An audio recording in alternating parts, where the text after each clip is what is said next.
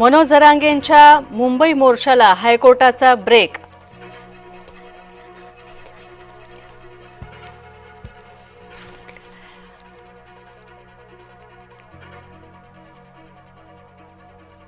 कोर्टाच्या निर्णयानंतर सुद्धा मनोज जरांगे पाटील मुंबईतल्या मोर्चावर ठाम।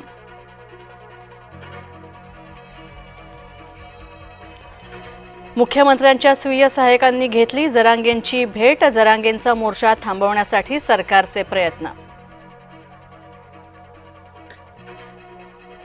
शांतता हवी असल्यास युद्धासाठी तयार रहा, संरक्षण प्रमुख अनिल चौहान यांचं वक्तव्य।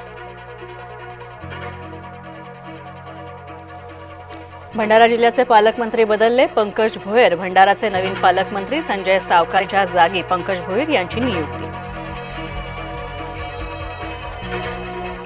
हाकेंच्या गाडीवर दगडफेक प्रकरणी गुन्हा दाखल। हाकेंसह 14 जणांवर गुन्हा, तर बीडमध्ये जमावबंदीचे आदेश।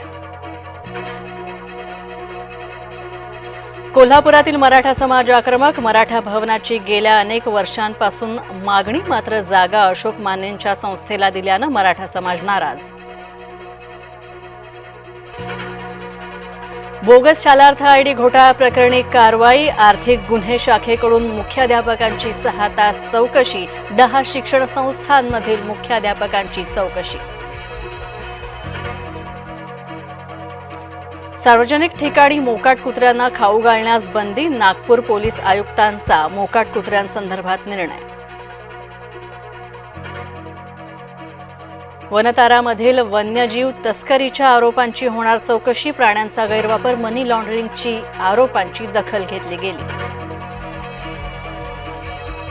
ताडोबातील जखमी छोटा मटका वाघाची हायकोर्टाकडून दखल। हायकोर्टानं स्वतःहून दाखल करून घेतली याचिका। छोटा मटका वाघाची प्रकृती दिवसेंदिवस खालावली।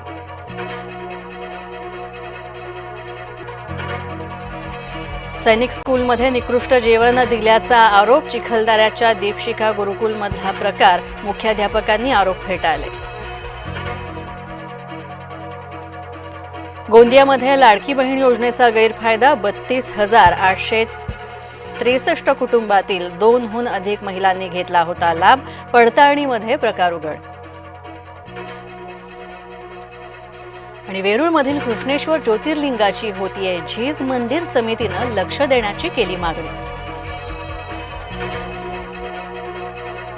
जम्मूच्या डोडामध्ये ढगफुटी, 4 जणांचा दुर्दैवी मृत्यू। 10 घरं गेली वाहून। मदत आणि बचाव कार्य सुरू। ढगफुटीमुळे वैष्णोदेवीची यात्रा सुद्धा स्थगित।